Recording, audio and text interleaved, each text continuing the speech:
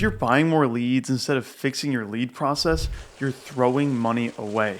The reality is, valuable insurance leads are going stale and ignored while agents are just chasing quantity over quality. A lot of insurance agents think that more leads equals more sales, and it's true to an extent. But what's happening is you're ignoring the real issue, which is ineffective lead management.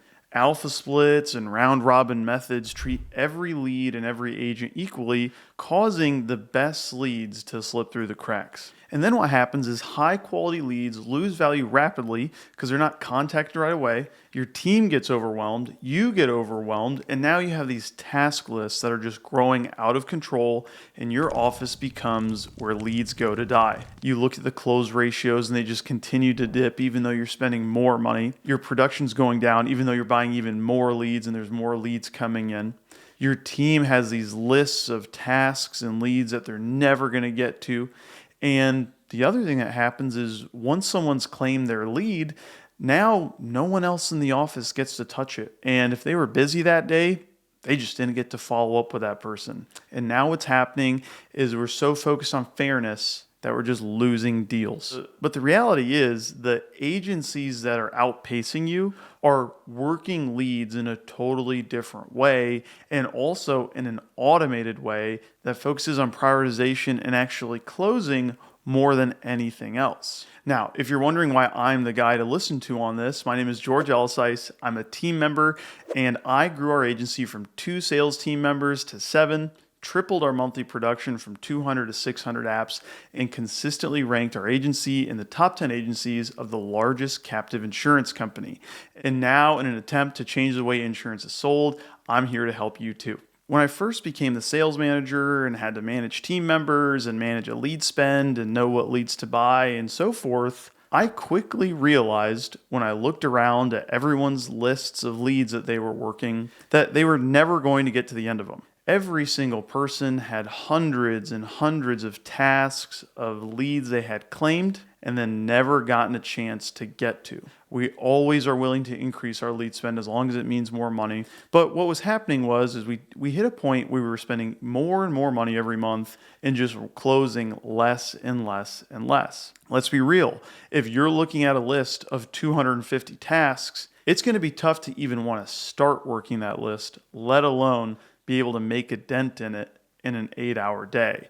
When you also have to talk to people, hold appointments, take a lunch, and you name it. And we tried just about every single method to distribute these leads. We tried alpha splits just based on names. We tried to do round robin where we would have an order of who got the lead first. But no matter what we tried, these task lists kept growing and our close ratios kept getting worse the more leads we bought. It wasn't more sales because we bought more leads. So quickly I started to think about what could I do to fix this expensive problem that just keeps getting worse. I mean, one of the most interesting things about business is everything seems to work great until you try to scale it. And then your problems really start to show. And that was something that was affecting our scale. We couldn't keep working leads as we bought more. So then what we started thinking about was, one, how could I remove the think out of follow-up? Instead of relying on our team to put tasks on things, remember to follow up, know when the best times are to follow up, or even just thinking about how they should be prioritizing their day, I wanted everything to be as simple as possible. But the other major problem I had to solve was that just because someone claimed a lead and started working it, even if they never got a hold of them, it doesn't mean it's their lead. Because simply enough, every single day as a sales team member, your day is going to look a little different. And if you have 4 appointments in a day, it's going to be very difficult to go back and work all of the tasks in your list. But in the same token, another team member in the office that may not have been as quick to claim those leads has a full day ahead of them of no appointments and not enough people to call. So I wanted to figure out a way that would sort of appease all parties and always make sure that the leads got worked. And of course, some team members obviously will get very serious about ownership or what they feel is ownership of their leads. But at the end of the day, it's the agency's lead, And the reason it was purchased was to close business, not make people feel good. And speaking of ownership, one of the biggest things that we did and things that you can do is redefine what ownership of a lead means. So the way we redefined ownership is until you've talked to the person, made a presentation to them, you quoted them and made a presentation of what products they need, you logged the conversation in the CRM, and you set tasks to follow up if you haven't yet closed them, that is now your lead. If it doesn't have those three things, a presentation, notes, and a task if you didn't close them, that lead is still free game. Now think about all of those leads that you've purchased that no one's gotten a hold of yet, but they're just sitting there waiting to die inside someone's list. And if you haven't already realized this, you can't have leads sit around, period. You're in the digital age. When that lead comes in, you're one of 7 tabs open on their screen. Not only do you have to get to them quickly, if you don't get a hold of them right away, you have to follow up with them every single day, multiple times a day, just to make sure that they don't forget about you. So that's where ownership becomes even more important, because now no matter what, if someone's busy, the leads still get worked. And since the entire team agrees on what ownership is, there is no problem anymore of who owns what, because it's very clear. If you've made the presentation, logged the conversation in the CRM, and set appropriate tasks, if you didn't close them the first time, now it's your lead. And then you can take this even further by setting up filters in your CRM to make these lists shared for all of your sales team members and automatically remove leads from the list once they've met that criteria. So here's the switch you need to make to start moving your lead workflow to this new process. You've got to focus on prioritization. Simply put, we're not going to prioritize who can get to the lead first. We're going to prioritize what leads are most important, okay? So our prioritization that we follow is the first leads you work are the newest ones that have come in. We get the ding or we get a notification that a new lead came in. That's the first lead you're going to work. Now, the second prioritization are leads that you've spoken to, made a presentation to, and didn't close. And we're going to get more detailed in how to build this out later in the video too. But high level, first is new leads. Second is new leads that we've spoken to that we haven't closed. The third prioritization are leads that the rest of the sales team has spoken to, has tasks for, but not closed. And then the fourth is going to be all of the new leads inside the allowed marketing window that have come in that no one's gotten a hold of yet. If you notice, everything from 1 to 4 is always first come, first serve, even when there's ownership.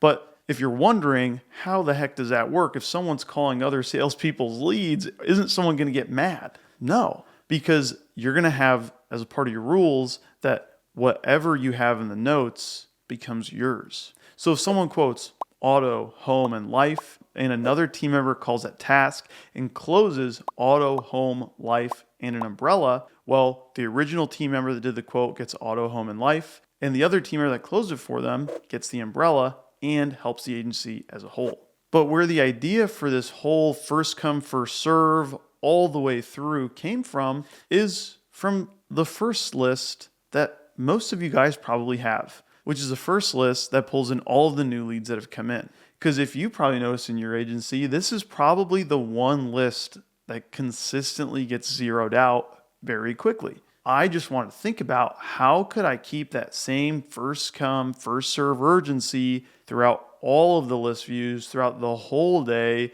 to always keep team members prioritizing the right leads and having an incentive to work them down. Now it's not just who can claim leads first, it's who can work the most leads in the day. So more specifically, here are the list views that you're going to build out. List view 1, you can call it all new hot prospects. And again, this is going to be every single lead that comes in brand new, untouched.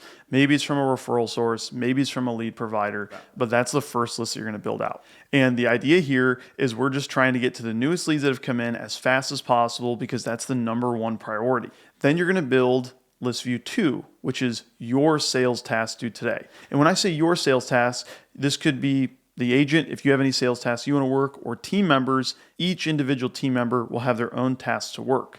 And this is where you're only working leads that you've spoken to, made a presentation to, logged the notes, and have a task to follow up on. So now list view 2 becomes only the hot list. We only put a task on something if it's hot, not just because we claimed it before. It's only people we've spoken to, had a conversation with, quoted, logged it, and set a task if we didn't close them. Which, if you may be wondering, well, earlier you were talking about how task lists are getting overwhelming. When you set these same rules as to what leads you can put tasks on, well, now that list doesn't get too crazy. Across a sales team of 8 total people, where we're buying over 100 leads a day, there's never more than 10 to 15 tasks a team member, and every single one of those tasks, that specific team member spoke to them.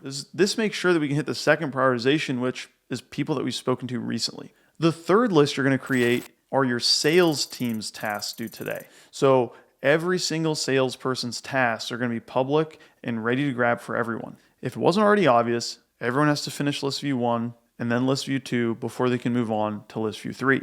And once you made it to list view 3, good job, because you completed your task, and now it's time to work everybody else's tasks. And your incentive is to write even more policies than the other person quoted. And then the second incentive is to help out the team member, help out the office. Maybe they were in a meeting, maybe they were out of town, maybe they were sick that day. None of those are reasons that the lead should not get closed, because time kills deals, and we were one of 7 tabs open, so we don't want to lose them just because life happened. That's why there's more than one team member. And in our office, we also have team incentives. So when we write a certain number of policies as a team, everybody gets a bonus too. So this is just a paired incentive and yet another reason to close that business. And we can safely do this because, as I said earlier, we've defined ownership in our office, which is made a presentation to the person, logged the conversation, and set a task if we didn't close them. Then the fourth list you're going to set up, or list view 4, is going to be the uncontacted leads. New leads that have come in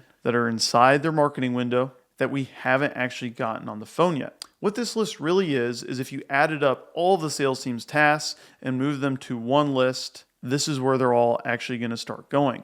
But now, instead of only one person being able to see those old tasks you used to do, where just because you claimed them, you put a task on it, now that they're all here, everybody gets to work it down as a team. 200 tasks for one person is too many, but 200 tasks for 3 people is not a problem. And again, everyone has to complete list view 3 as a team to make it to list view 4. And list view 4 on contacted leads, since it is very important that we follow up with leads in a timely manner in a specific way, we've set up filters that automatically lay out the follow-up for us. So all the sales team has to do is just call them, it gets removed from the list and comes right back when we're supposed to follow up with them. No more tasks, you just call, dial, text, and you just keep going. Which again, just remove the think, made it simple. And then the last piece of this that really holds people accountable is if the sales team does not finish list view 4 on contacted leads, nobody gets to go home. That is how serious we are about working our leads properly. The whole sales team knows that if you want to go home, that list better get done. And we usually have no problem finishing this before the day's over. Now, once we've worked list view 4 and all the new leads that have come in inside the marketing window have been worked, now it's time to start working our old leads that came in the past that we never closed. This is list view 5 renewal leads. So what you do to set up your list view 5 renewal leads is, as you're quoting people, as you're working with people, you're going to set their renewal date. Ask for it, get it from a report you can pull, but put their renewal date or their next renewal date as a part of their file and filter for it with this list. And it automatically scrubs people for renewal dates renewing this month and next month. So the idea here is, when that person's getting their renewal paperwork, usually within 60 days of renewal, now we're calling them and they think, oh, wow, what incredible timing that might be, right? And in the past, right, you may at your office kept track of this, but you kept track of it with tasks, and those tasks kept mounting and mounting up. No more tasks, all of those leads are just going to pull in here in a shared list that everybody can work down together, and always make sure you're calling those old leads you bought in the past and essentially recycling them after you've scrubbed them for do not solicit and when their renewal date comes up. But again, we've been able to automate this list view with filters, so everything just pops up when we're supposed to call it and doesn't show up when we don't need to call it. And lastly, just like list view 4, once you've called someone on this list, it automatically removes them for everybody else too. And just like list view 4, when a team member calls a lead in the renewal leads list, it goes away for everyone else for that day. List view 6, you want to set it up, is going to be target company requotes. Again, we have this set up to filter out people that are on the do not solicit. But the other thing it's filtering for, if it wasn't obvious from the title, is it filters for people we quoted in the past with specific companies. So not only are we going to keep track of renewal dates whenever we quote someone, we're also going to put on their file what company they were with. If another company files for a rate increase, stops doing business, or as you and your team are quoting people, you notice that you have a specific advantage against a specific insurance company and competing insurance company, well, now you can put the name of that company in this list and pull up all those old leads you bought in the past that you spoke to that had that specific company to try to quote them again. Again, automatically, it's just pulling up these target companies, it scrubs them for you, and the follow-up gets automated once again. When a team member calls it, it gets removed from the list. We can usually get the information about what's going to happen with that insurance. This list view has been killer for us because, for example, I've had cases where an insurance company was no longer going to do business after their renewals in a certain state. So what I did was, for my target company list, I put that company in and I started calling them.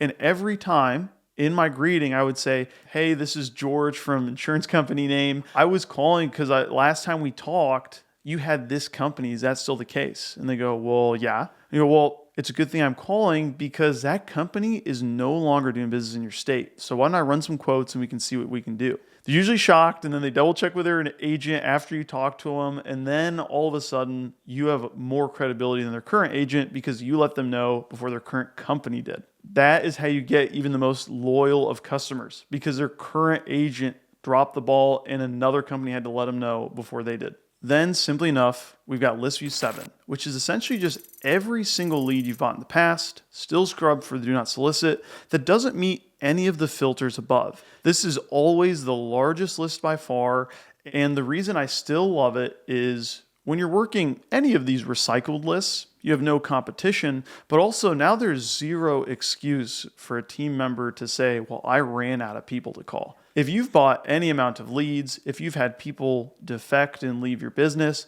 they will all show up inside this list, and now you can call them, and this list will just keep cycling through all the leads. And odds are, with how many leads will be in all of the other lists, you'll be lucky to make it to this list. So your team will never run out of good people to call, and everything after list view 4 has been recycled. You haven't had to pay for these leads. You're just working these people that you've bought in the past. And again, no one else is calling them but you. So there was virtually no competition on them. Now, if you really want to build these list views out for your agency and need a bit more details than this video, I made a free handout that you can access in the description or this link right here to get more direction on building out these list views and automating them for your agency. Now, you're probably wondering what happens when you go to this list view system and how fast will it work? Well, when we did this, when we switched over to no ownership, to prioritization and working list views as a team, first come, first serve, all day long,